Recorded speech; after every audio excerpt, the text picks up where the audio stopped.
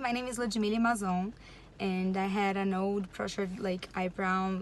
The tattoo ones that I didn't like at all, was not nice. We had like one up and like very tiny ones. I didn't like it at all. So I just wanted to remove that, and then I heard about the Tattoo Remoov using needle 88, and contact right away the Beauty Build.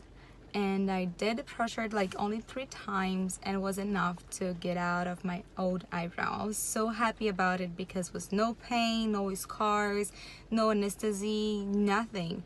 It didn't hurt at all, and it was really nice, and I was able to do my new eyebrow. Then now I'm so happy about it. And yeah, thank you so much, Beauty Build. It was amazing, and I really like the pressure. Thank you. Bye.